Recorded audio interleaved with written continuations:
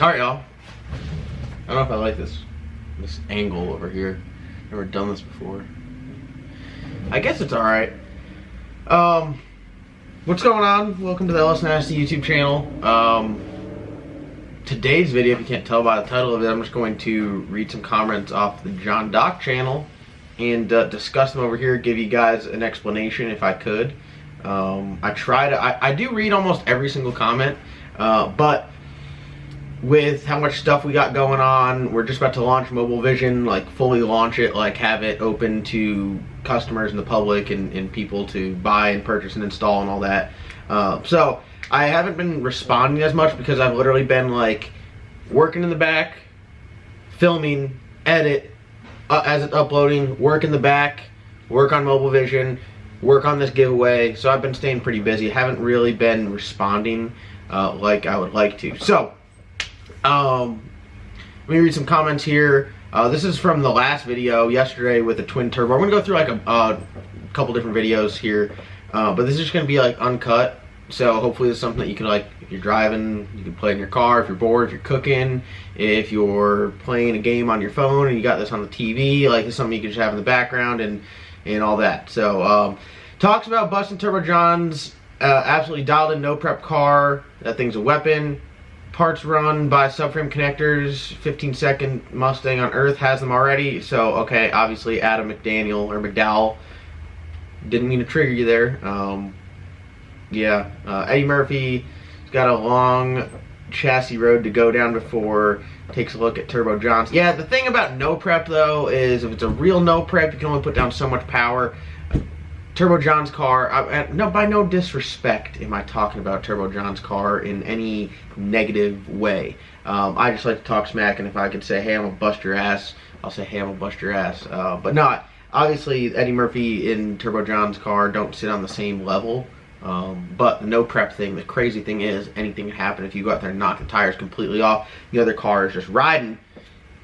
I mean, who knows? I say he's going like 550s on no prep, and that's like fine. But well, I'll say on no prep, he's out at Fayetteville, which is like the prep there is just crappy. So I think a true no prep and crappy prep are two different things. But who knows? You gonna be at Cletus and Cars this year? Never mind, you answered my question in the video. Yes, I'll be at Cletus and Cars. The plan is to have the Colorado as our burnout vehicle, and then take another car down. Just have fun, really. I went to Cletus and Cars last time, and it's honestly, it's all about having fun. I absolutely love the racing events that we go to, like a straight up race event, like Lights Out. That's like I'm in heaven there. But Cletus and Cars is kind of like a break from how busy and crazy everything is. It's an absolutely awesome event. If you guys have not gone, I highly recommend going because it's really that good of an event. Nice picture. Let's go get Turbo John out the gate. Yeah, it'd be nice to go out there. Honestly though, I mean he busted my ass like 3 times last year, so it was ugly. But he kept saying my wastegate got stuck shut, and you know what? I was a little naive about the whole situation. I was like, oh, maybe his wastegate got stuck, but I don't really think his wastegate got stuck. I think that he was sticking his wastegate on purpose. That's my take on it. All right, so let's go to the video.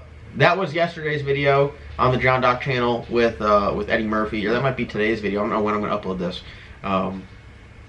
But this is kind of like this channel, the LS Nasty channel, by the way, just so you guys are aware, it's kind of like my free reign channel. I can post whatever I want to on here in whatever fashion, and it's just like, this is kind of like an open expression of what I feel like, where the John Doc channel is a pretty, like, on a strict regimen of daily uploads, consistent content, trying to keep a storyline. You follow what we do on a business side day to day. And this is just kind of like, it's like almost role reversal. It's like if I had a John Doc channel that could be about my life and just like what I feel like uploading whenever, that'd be the John Doc channel, and the LS Nasty channel is our racing operation, but they're flip-flop. And that's just how they're gonna live. Unless they both get, you know, to 100,000 subscribers at the same time, then maybe, no, I probably wouldn't switch them. I mean, it just is what it is. What happened to this channel? What happened to the Amazon unboxing video? Hector, you lost me there. Amazon unboxing. I I don't know what you're even talking about, to be honest with you. When I get fan mail, people send it here and I open it on video, and if I get too excited and I can't wait, I open it slightly before I film and then I reopen it again on video.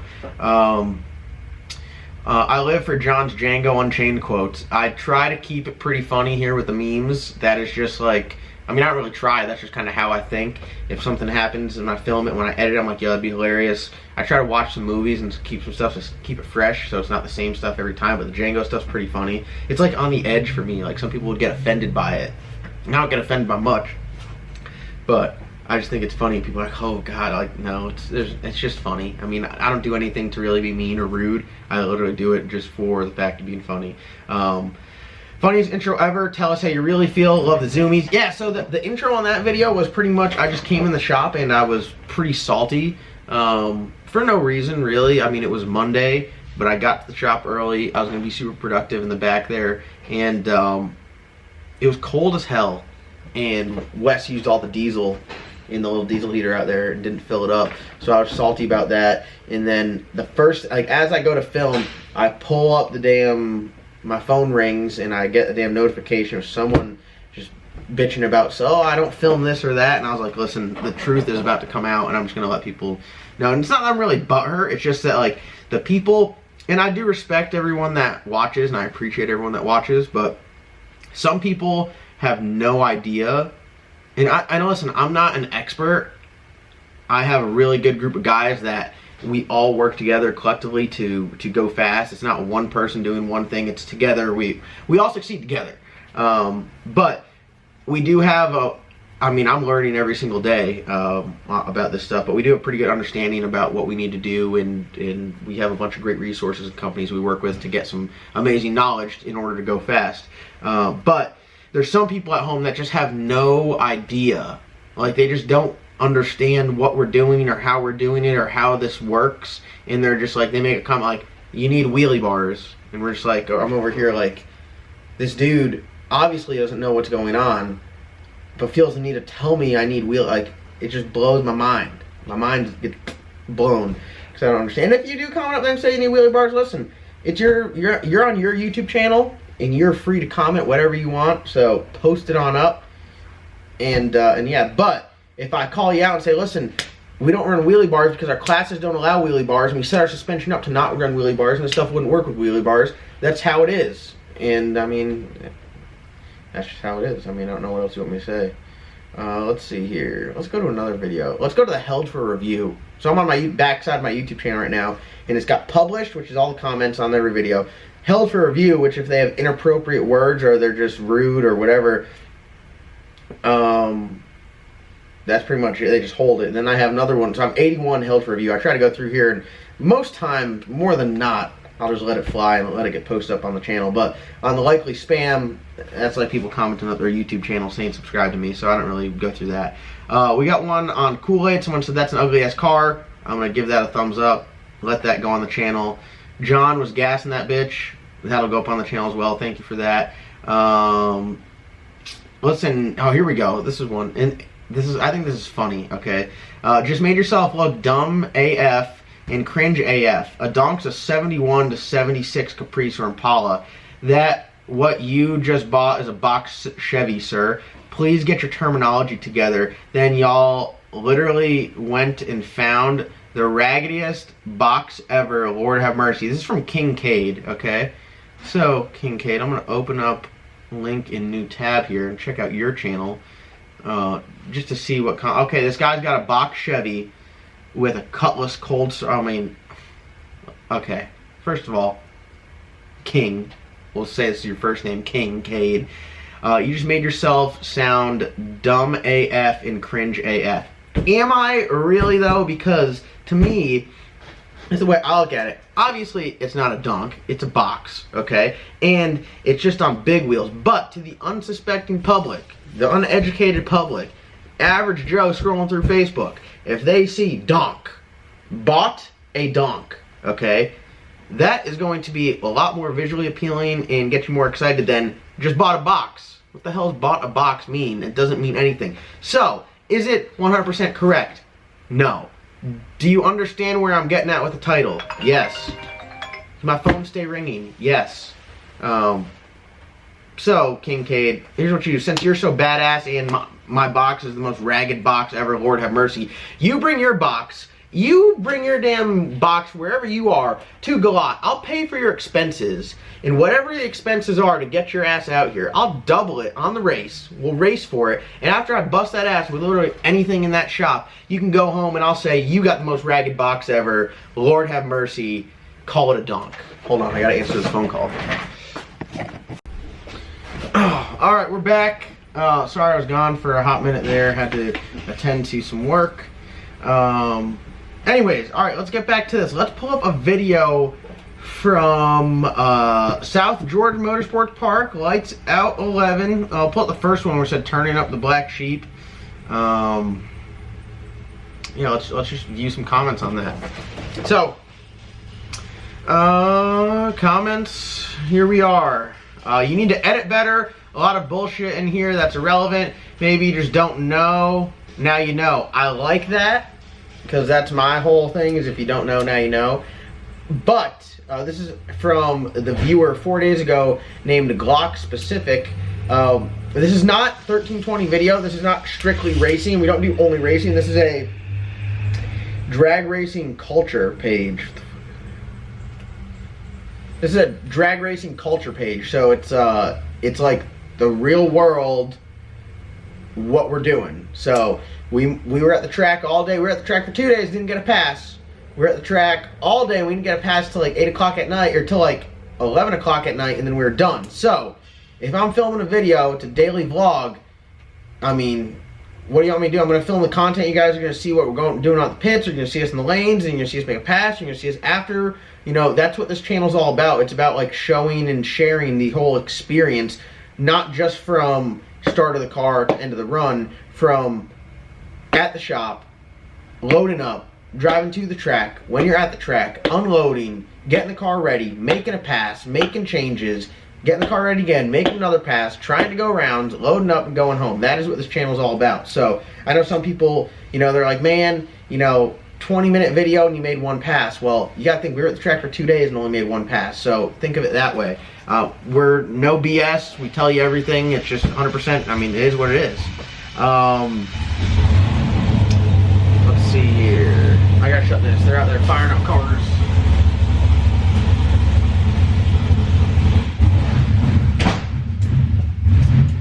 Oh, they're revving up something.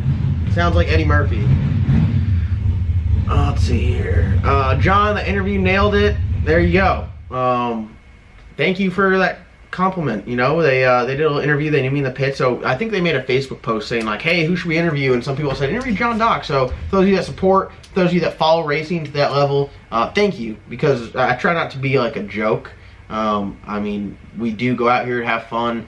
I am known as the YouTube guy. I don't know if that's a good thing or a bad thing, but you know, everyone here, we race first and we film it. We don't make YouTube videos and race because of the YouTube videos. We race first and we film what we do.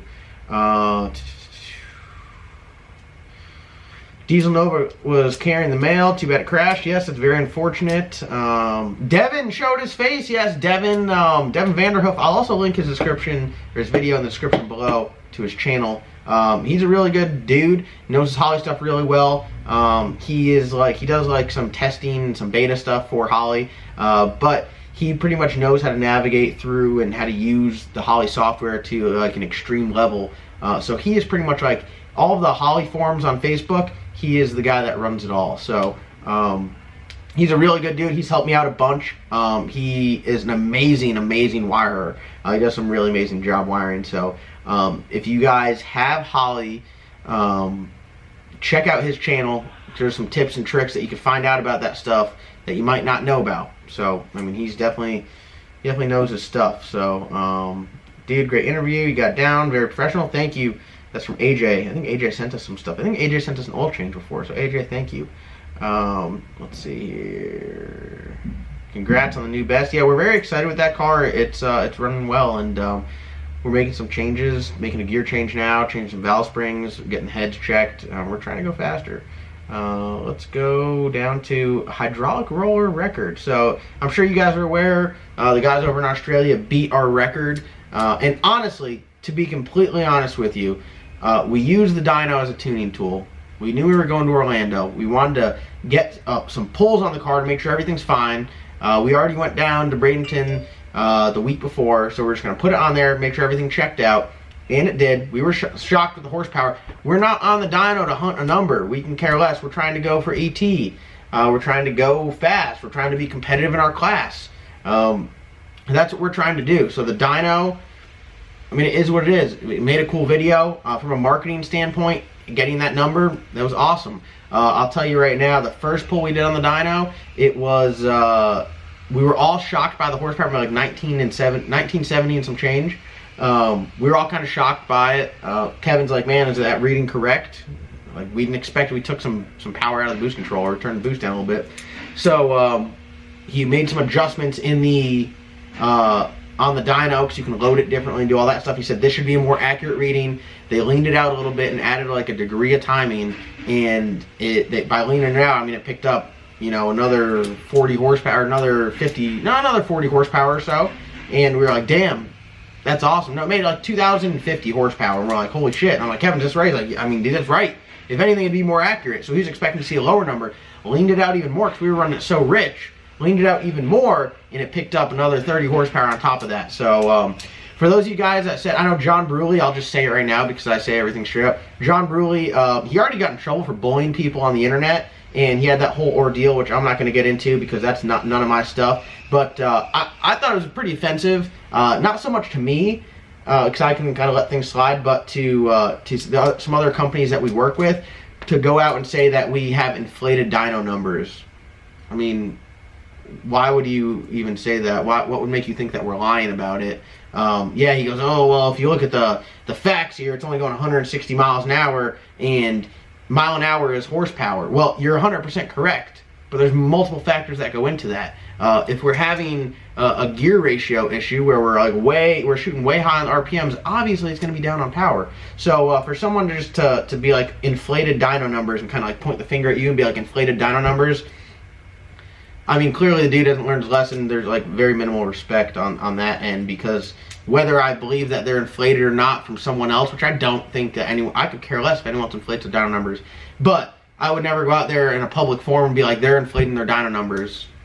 I don't see the benefit. The guys that made that horsepower over in Australia, Force Inductions Turbo, it's a badass motor, it's a badass race program they got. They're a badass group of guys, and we talk, we communicate, and we're all on the same page. That it is awesome, friendly competition between myself and Derek Kelly and all these other guys who do this little hydraulic roller stuff. It is awesome little kind of like battle we have, and it's all friendly. I mean, I shipped Derek I drop shipped him some strange parts. I got him a new third member. I mean, we're all out here helping each other out, trying to help everyone go faster, because it's great for the sport and it's great for everyone. So to have someone come out here and be like, you're inflating dyno, it just kind of interrupts the whole happy ecosystem of everybody communicating and working together. And if you guys can't tell on my channel, that's what it's all about. It's all about teamwork. Together we can do some amazing things. I mean, that's just how it is. Everyone can work together and get way further than one person talking smack on another, So that's my whole ordeal. I hope that the guys in Australia, I said, man, they said, I think they're going to the track today or tomorrow.